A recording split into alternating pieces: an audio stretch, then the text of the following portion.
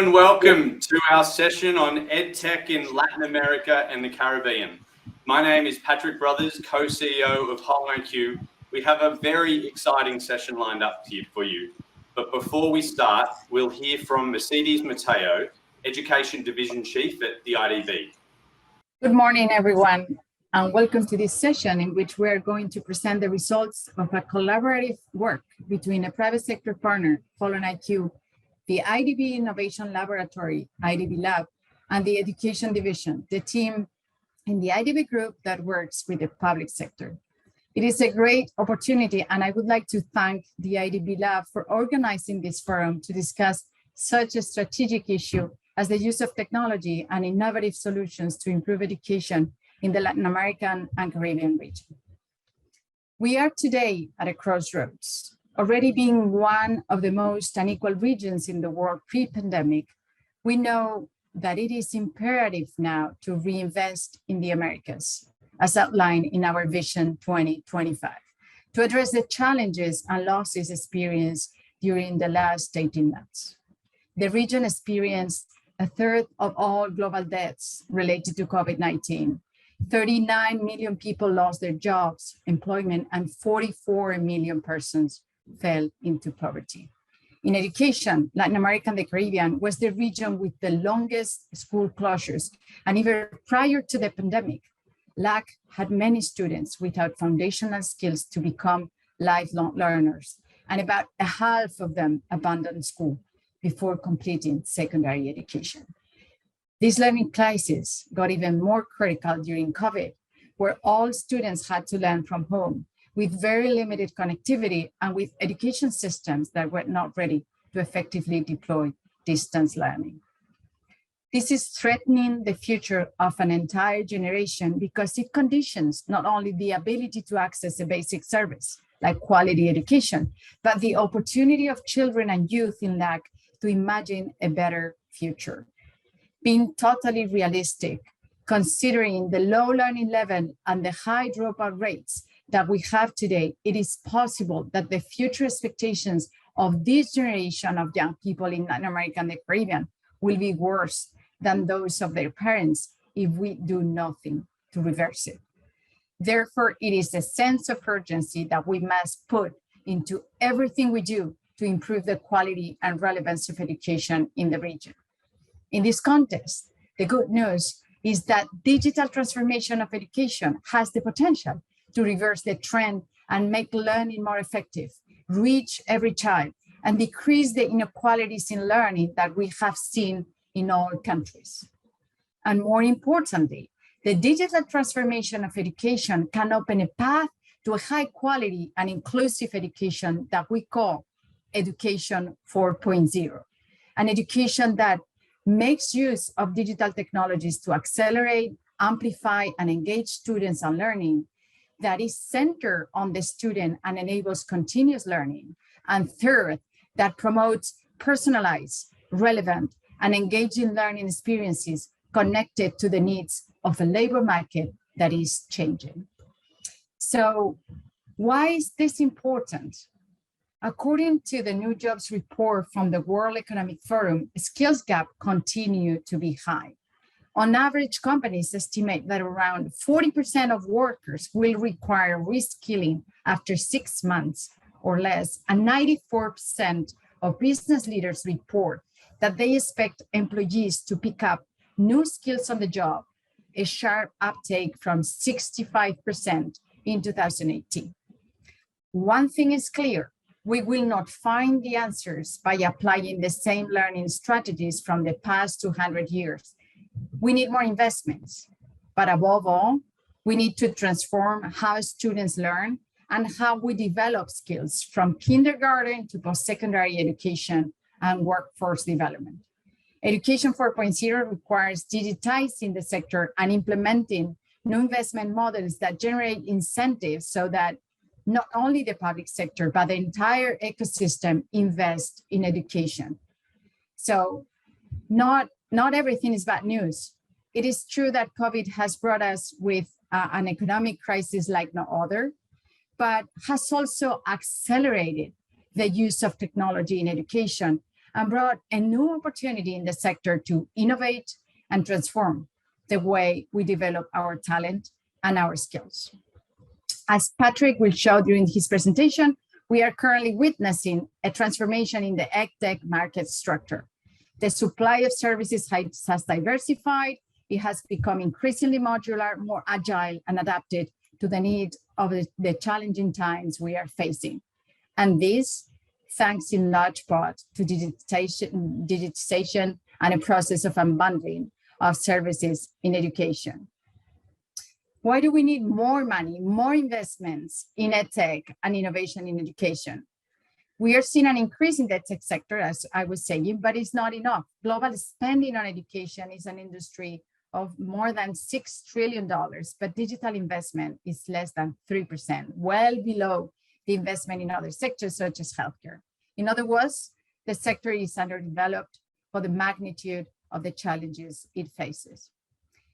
In addition, it would also take much longer to close the skills gap with traditional education and training systems, and the region does not have that time, nor does it have the resources to afford that extra time, especially in the current context of fiscal restrictions.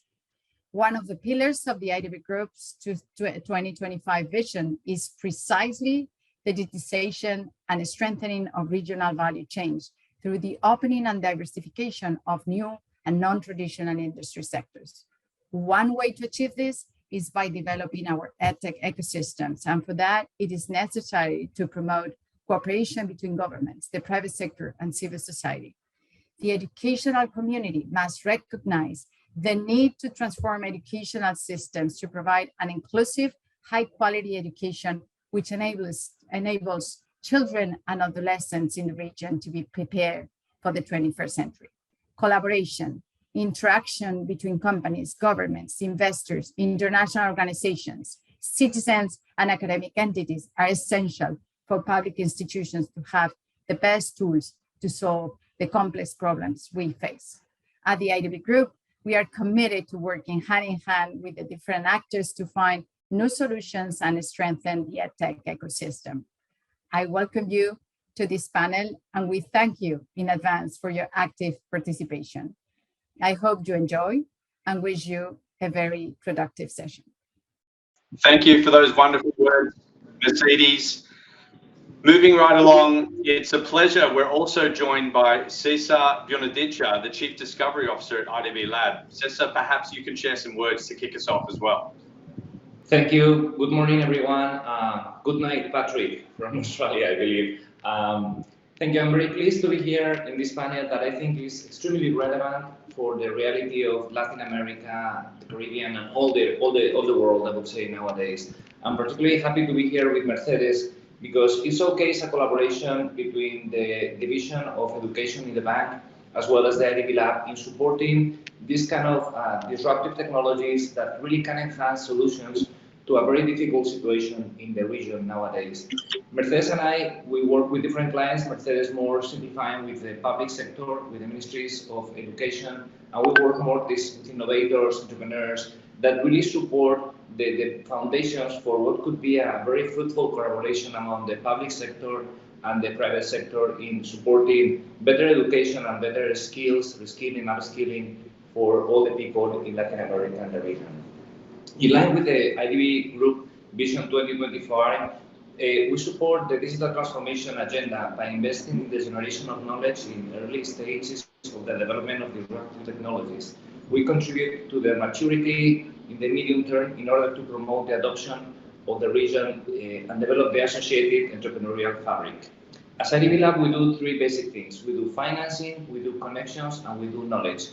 Partnering with different actors of the ecosystem, with universities, with entrepreneurs, with companies, with public sector, to support how we can develop this integrated ecosystem for impact. And this collaborative action, we believe, is crucial. There are two main things that I want to mention today briefly and relate to the very great report that we will be presenting about education technologies, EdTech, done by HolonIQ.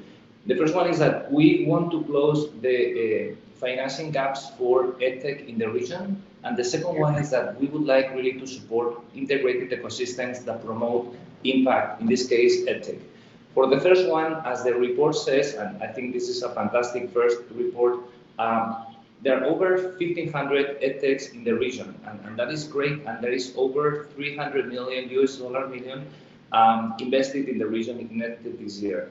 These are great news. The thing that we still miss is that this is only 3% of all the investment in venture capital in the region for this year. So we still have a long way to go to really support how these edtechs can access all the funding that they need and they deserve for growing these businesses and having this impact in scale.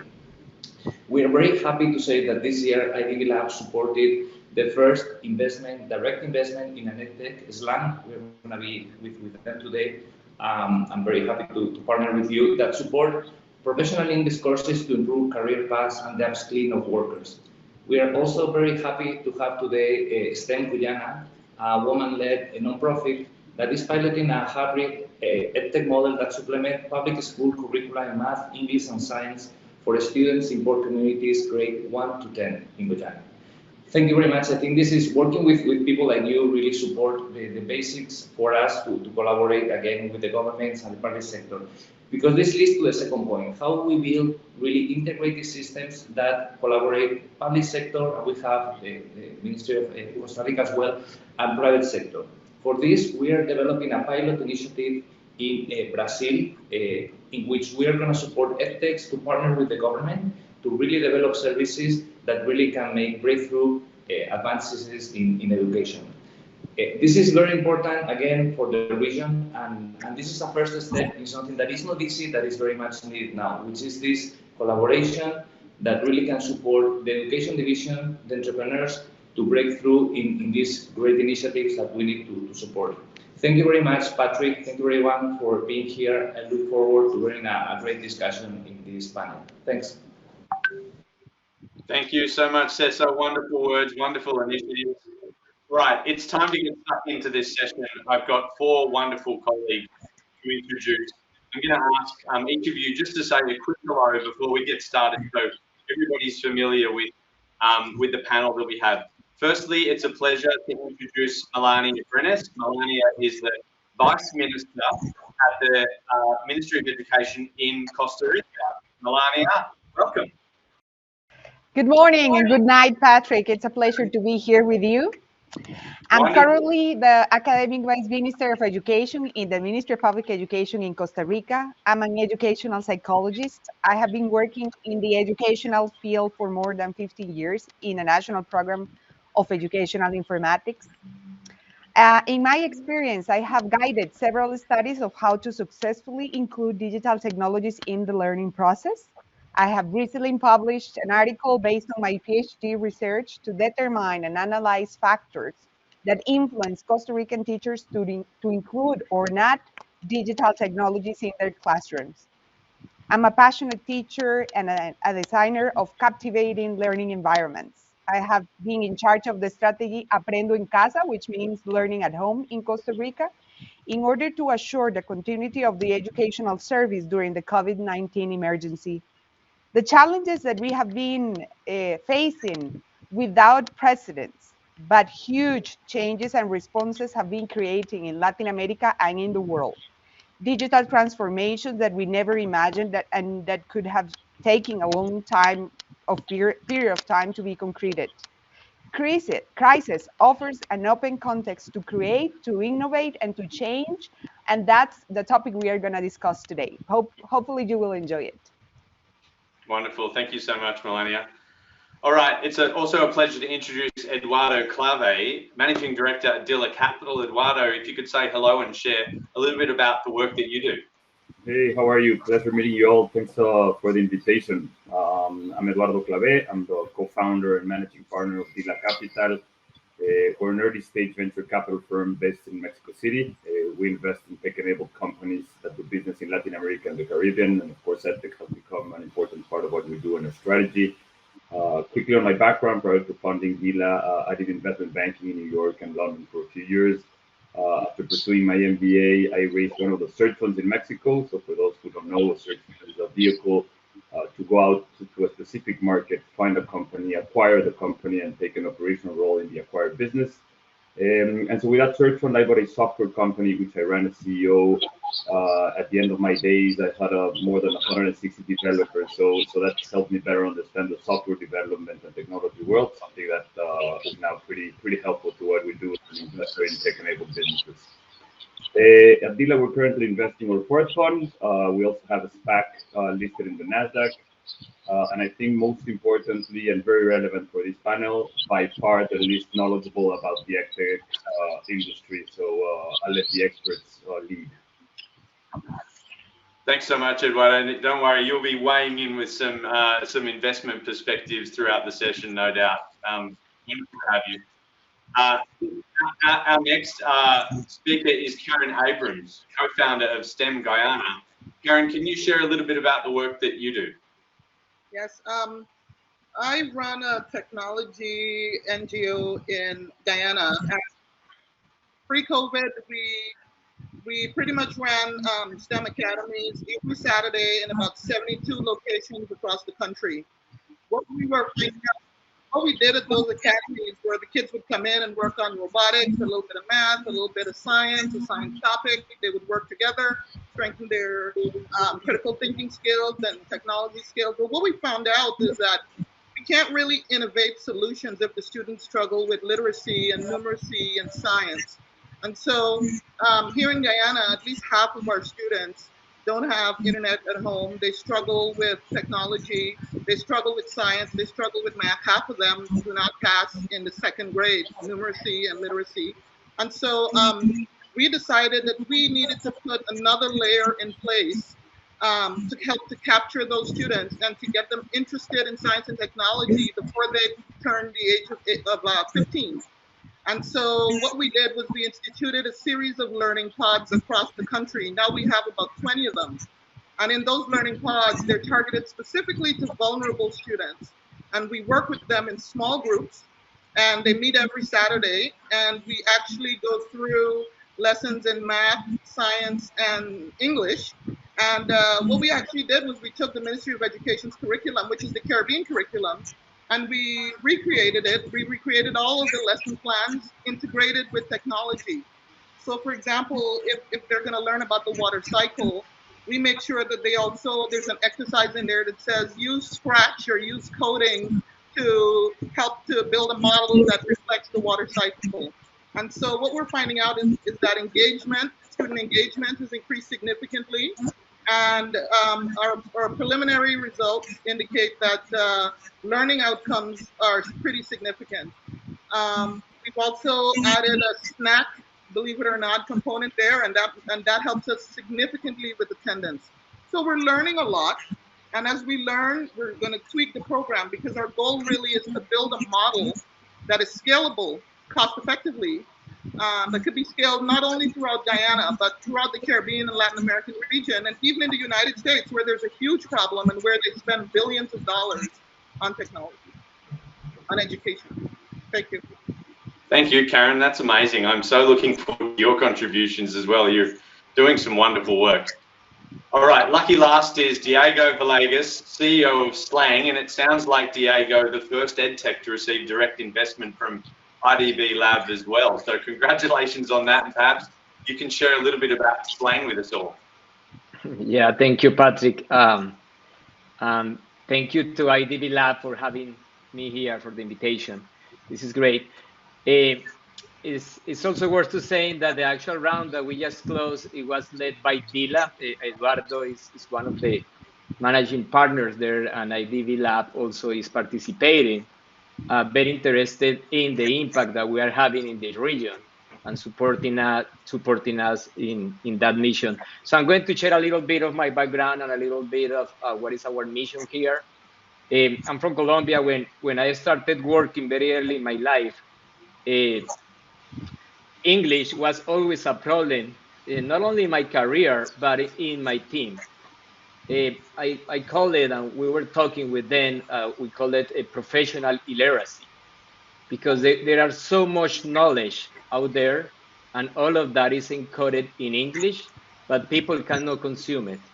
So we were, in my previous startup, we were working in automation of heavy industries, like a power plant, gas treatment plant, and such, a mix of software and hardware. And you can imagine the amount of tech that you need for that. So all that technical knowledge, it was not available in Spanish, and we were always behind the curve in that, trying to catching up. So for me, professional English is really the key of learning. It's as simple as like that, like the speed of learning of someone is correlated with how good is their professional English. And now, why it's so important and what we mean with professional English is we are talking about technical English, like accounting English, project management English, software development, UX, UI design English for that, or even in things like pharma or hospitality, aviation.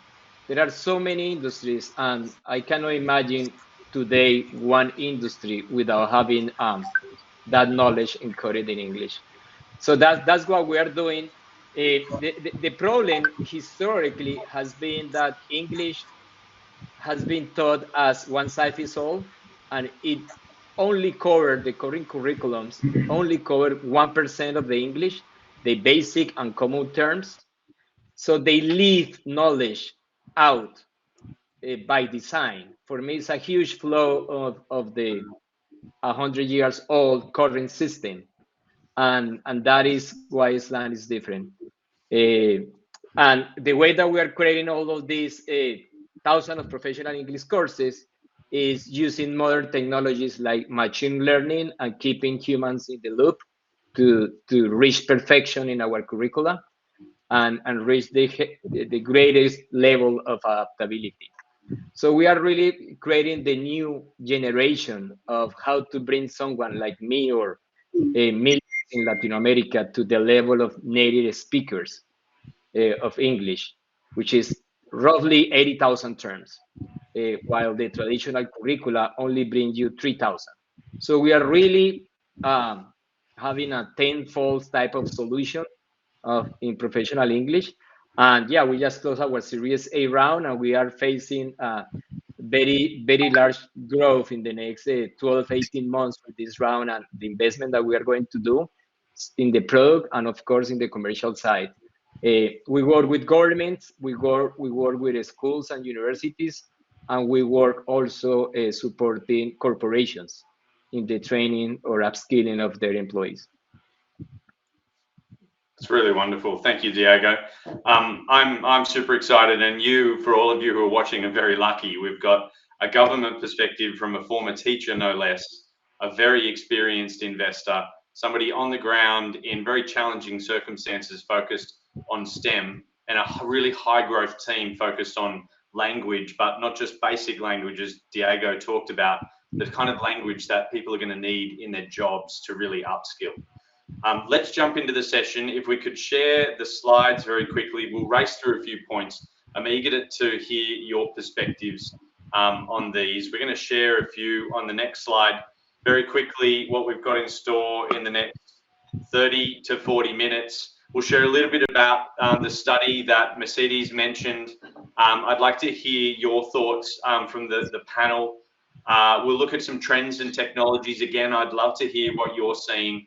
And then we'll reflect on what it might take to accelerate EdTech across Latin America and the Caribbean. And finally, an opportunity for all of you to share your vision for the future. What might that include? What might that look like? What you can see on the slide here is the responses from a survey that we conducted across all of Latin America and the Caribbean. We asked, what were the top opportunities for EdTech to make the most impact in your country? So those of you who can't see, the top response there is for EdTechs to focus on access to education. The second, which was very close, was on learning science and learning outcomes, using technology to support new ways of creating higher impact for learners themselves. The third point was very interesting, and that was focusing on administration and management. We heard a lot of people say they want more of their time back to spend with their students, less on the administrative overhead and more time in the classroom. We saw some demand for learner experience, just improving the way that learners go through education, whether that be pre-K, K-12, higher education, or in workforce. And then finally, in upskilling and building digital capacity in all of us as well. Another question I thought was very interesting that we asked EdTechs across LAC on the next slide was what support EdTechs needed the most to grow and thrive. And this was very interesting as well. We saw the top response being EdTechs asking for initiatives to incentivize the use of EdTech in schools and universities, to create an incentive for that to happen and for there to be experimentation. For startups, of course, looking for more and better access to growth capital in the region. You heard in Mercedes' original remarks, LAC has had some incredible growth of late, but still needs more capital and more focus. Better early stage support as well, better connectivity with a broader regional ecosystem, and easier access to talent as well, both within the region and globally. So I want to pause there and kind of use that as an opportunity or a base to kind of get some insights from each of you on what you're seeing across the region in education technology today. Melania, perhaps you could kick us off. Yeah, first of all, I would like to say that results in the study are really interesting, and I focus on some ideas based on those results that I think are very challenging. The first thing is the opportunity to impact in terms of extended learning. That means to take the learning out of the classroom as we know it, and to promote the continuity of learning in real life events, because students feel engaged because they are actively participating in social, economic, and cultural issues. So that's kind of a dimension that I think it's very important to keep going in terms of giving solutions to those kind of problems that engage students in real life activities. The other thing is to promote different entry points to knowledge and to enriching and deepening understanding of the topics. So what we can do using digital technologies is to influence the capacity of our students to understand more and in a more deep way some of the areas, for example, in engineering, science, mathematics, and that's an opportunity that technology gives the chance in order to create more and more visual, audio, video solutions in order to understand the topics of the world in a better way. The third thing is to direct EdTech solutions in order to develop well-being and personal development. Students need to discover their skills, their interests, their talents, and technology also, and solutions based on technology give the students the chance to discover that in a very, in a better way than that other technologies that we had in the past. The other area that is also very promising is the learning evaluation skills area. How technology can help us to evaluate how we are learning in different rhythms and times, because we now know students learn in very different learning processes and rhythms. So all the tools that gives feedback about metacognition processes, improvements, and especially adaptive technology is a must. Because the ways we can learn are different, the ways we can kind of understand the world is different. So to promote technologies that help us evaluate what we are learning in our own rhythm, and to have the capacity to adapt to our learning processes are very promising too. And finally, something that I commented with you before in the discussions we had to prepare this is that a movement that I'm planning to lead, which is the anti-software for teaching approach. Solutions that are programs to teach that are commonly the less educational, because they reproduce traditional and conventional learning environments that the teachers and the students wouldn't like to reproduce anymore. So we will have to move our technology solutions to less rigid, traditional, or conventional approaches of learning, and understanding the learning, it's a real life activity also. So real life tools, real life, in order to engage in real life situations are kind of the most promising areas that we can research in order to produce EdTech solutions in the future. Thank you, Patrick. Super interesting, Melania. Look out for Costa Rica on the league tables for sure in EdTech. Diego, what are you seeing? What do you see today in EdTech in terms of impact? I mean, you're a really experienced high growth team. I'd love to get your take. Yeah, sure. There are a couple of things that resonate me from Melania that I want to double down or double click on that. The extended school in general, or the extended concept, is something that is a huge opportunity for the tech, and it's because there are so much time that is idle. What I mean is, while you are in a transportation or commuting to a school, even more in Latin America, that we have a lot of traffic and lost time in commuting. And sometimes when you are waiting for an appointment, or there are a lot of idle time that people can use to continue studying whatever they were studying in the classroom. So that is instead of, I don't know, spending time in social media or any other things. So I really, that really resonates. The other thing that I'm seeing a lot is, in particular in language learning, is it used to be that language learning was for the C-level executive, the CEO, vice president. We are going to provide you with excellent training in English because you need that. That was during the 70s, 80s. In the last 10 years, I've been seeing a democratizing movement of English, where companies, schools, etc., they really invest equally to the entire workforce. That's very important, and that is thanks to the EdTech movement or the digital approach, because it allows to have more reach. It allows to have a more affordable reach to the entire population.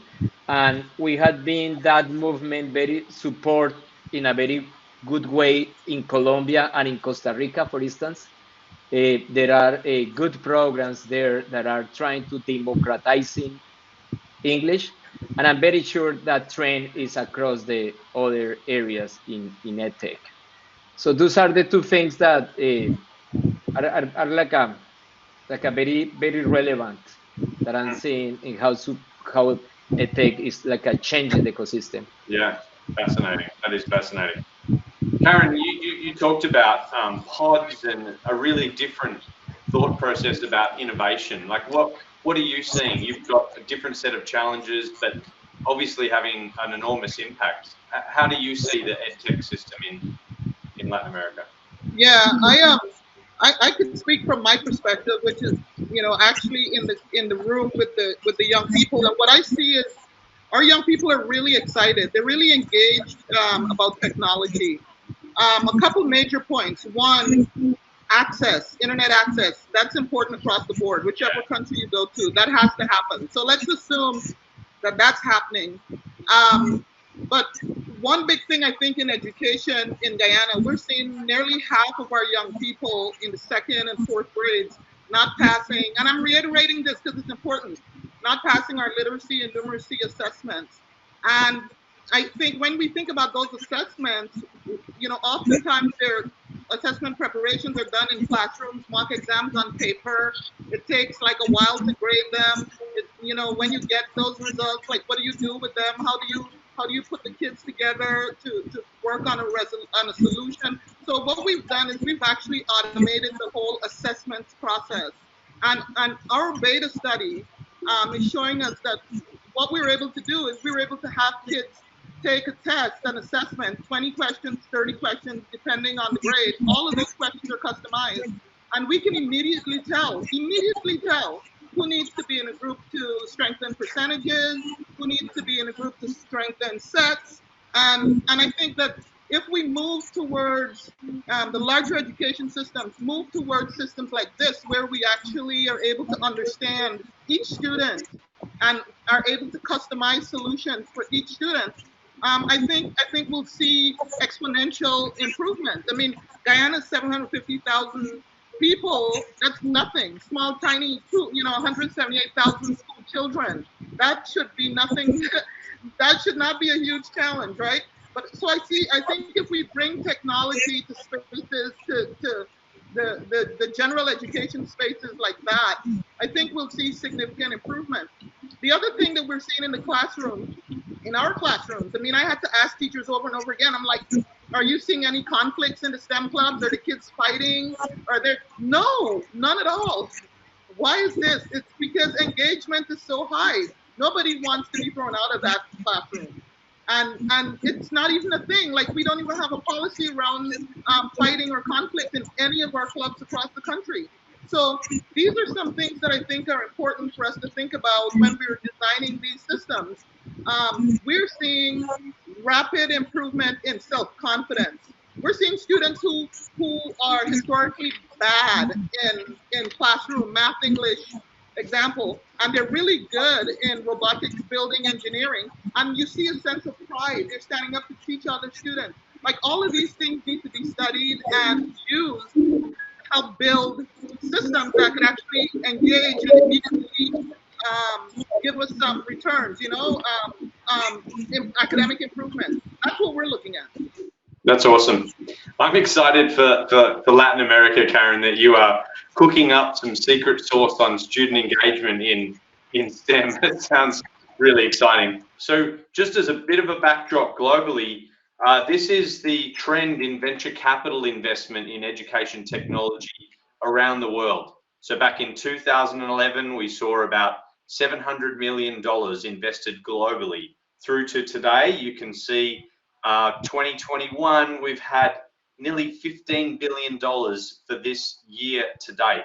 And in a very, very small slice, you can see Latin America and the Caribbean there, obviously making up a much bigger part of the world than is represented on this chart, securing somewhere between 1%, 2%, and 3% of investment over time.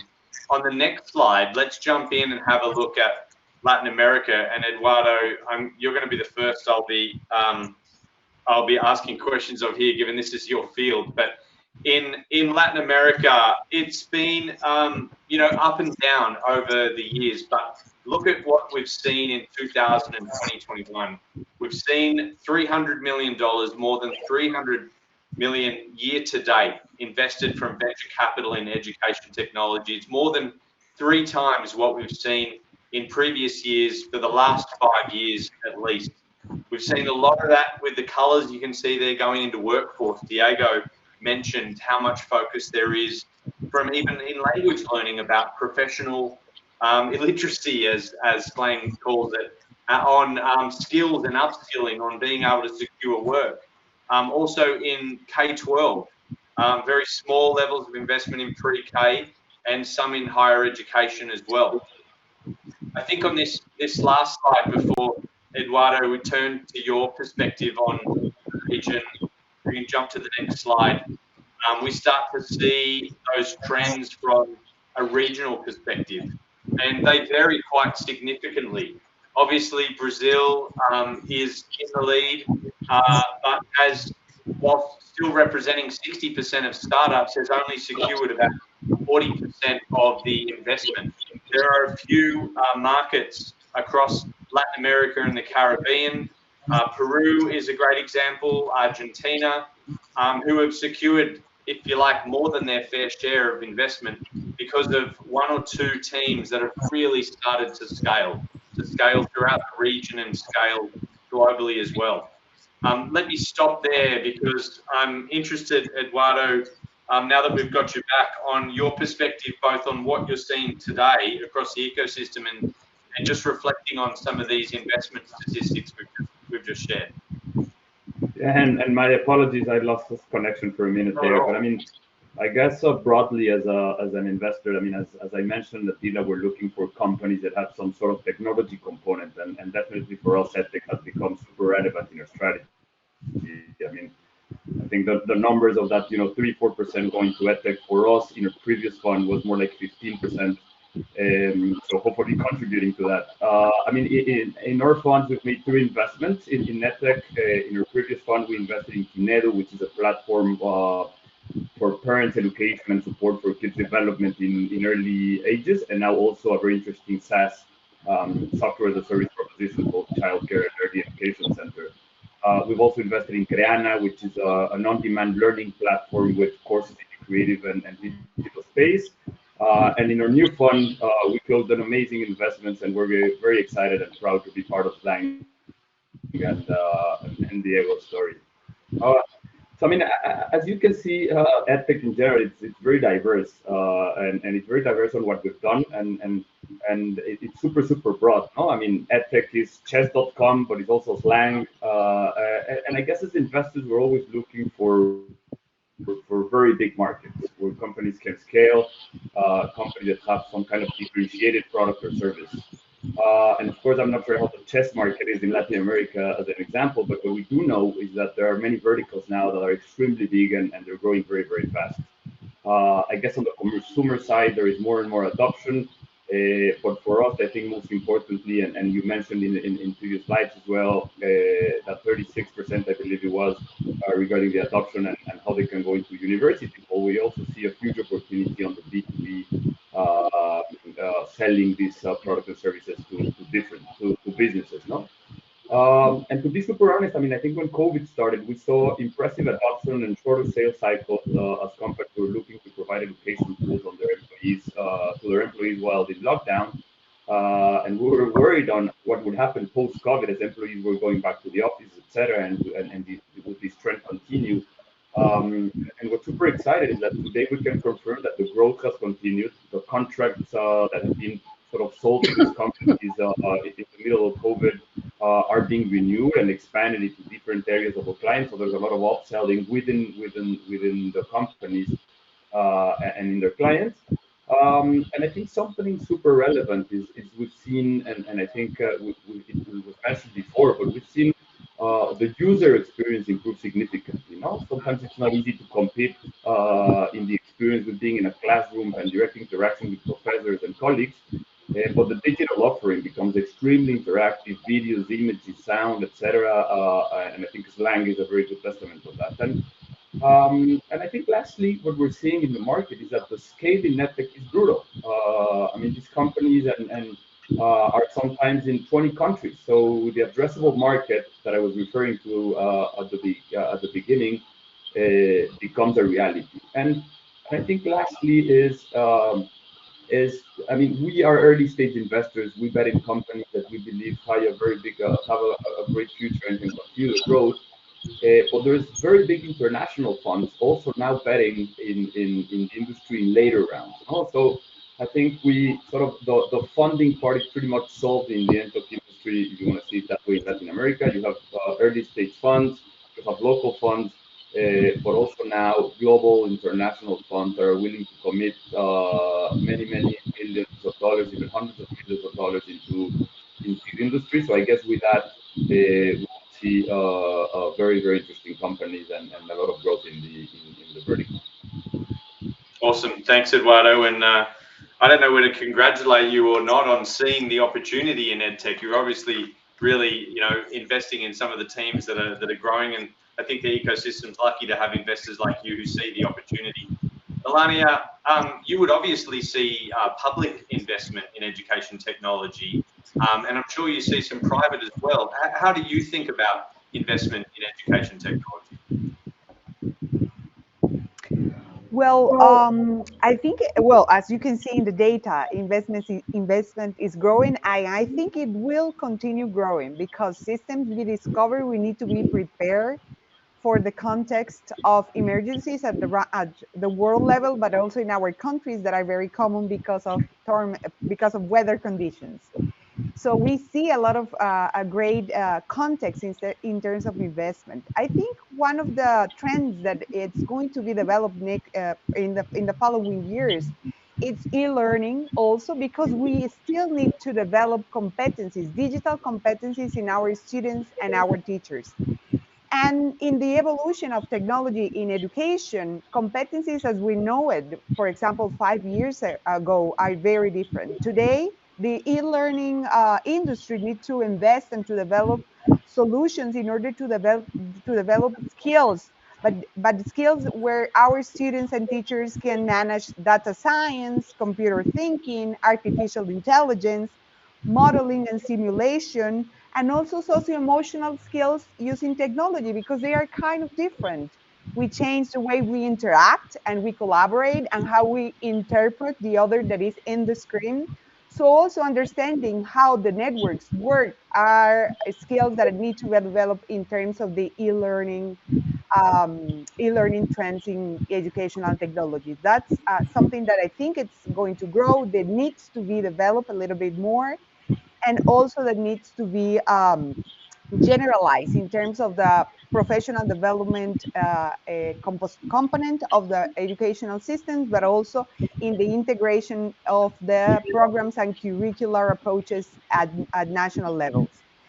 Another thing that it's very promising is that the investment in ed technology needs to be guided by the innovation based on how the brain learns, because we already know how the brain learns. So solutions that are directed to understand more how we develop knowledge and how we share it, it's another thing that needs to be grow for the next following years and now. And finally, something that captured my attention in the proposal that Diego has been developing in this conversation is the other area that needs to be developed are programs and platforms that solve real life problems.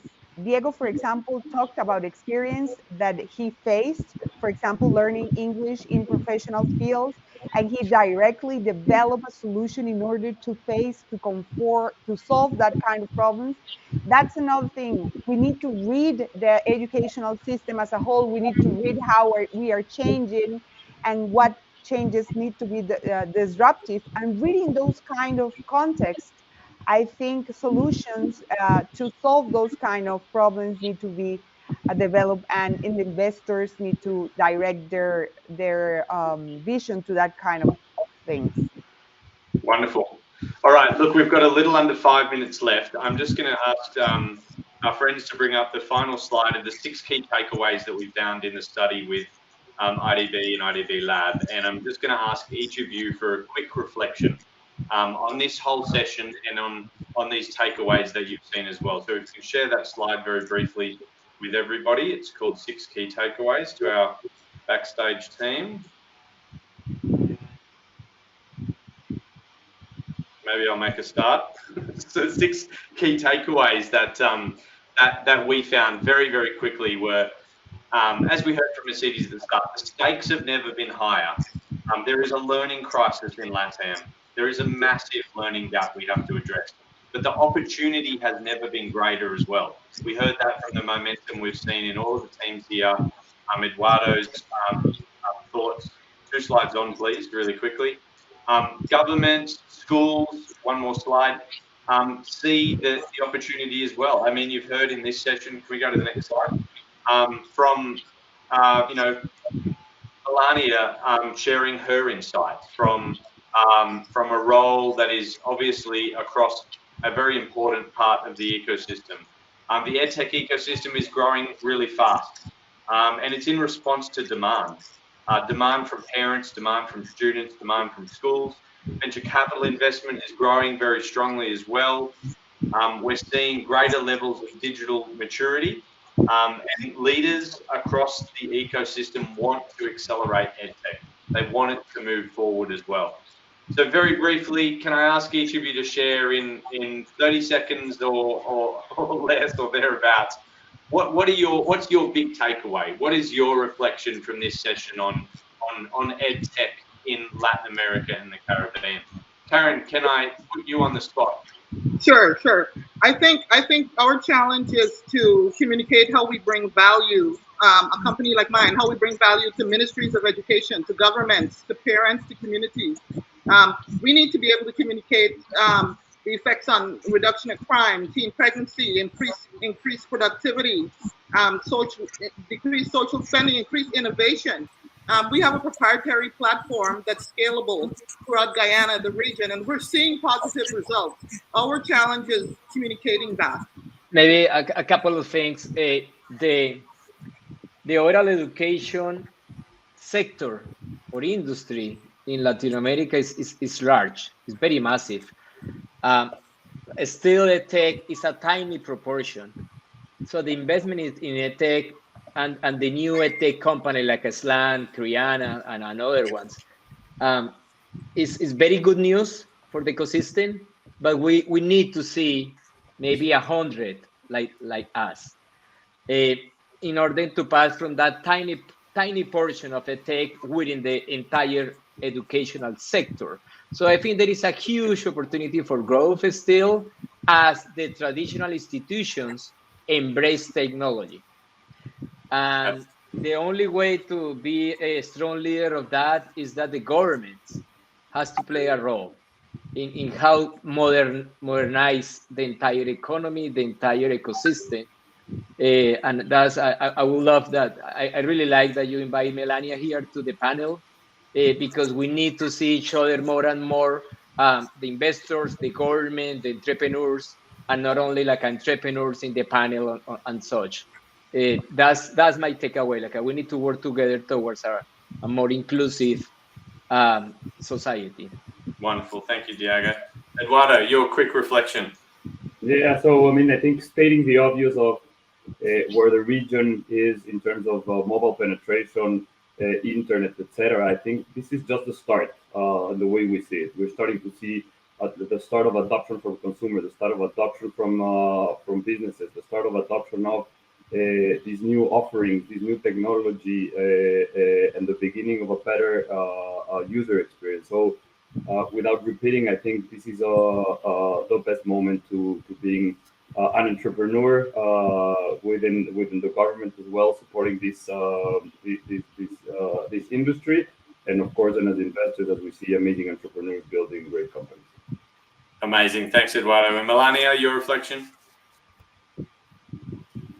Well, I think the main reflection would be that all the solutions that need to be created in the next following years have to be directed to ensure the quality of educational interventions. We need to improve our quality of education in the Latin American and Caribbean region. We really needed to improve our results in skills testing and everything. And I think if you direct decisions that are directed in order to ensure the quality of educational interventions and the quality of the implementation of the public educational policies, it's of course a context that it's going to help a lot the region and how we can develop the educational system. Another thing, just to finish, is we have to remember as governments that digital proposals need to be associated with learning in the most viable way in the short term, but also must be sustainable and scalable over the time, because that's a handicap that we have been facing in several ministries of education, that we develop projects in EdTech, educational technology solutions, but that they are not scalable and they are not sustainable in the time. We need to develop more, and that's including technology in our educational policies at national level. Amazing. Thank you so much. Look, we're right on time. So on behalf of everybody who's watching, I want to thank you all, Melania, Eduardo, Karen, Diego. I mean, what an incredible spread of expertise across the region. Thank you so much for sharing your insights. Thank you to IDB Lab for this session, and thank you all for joining us today.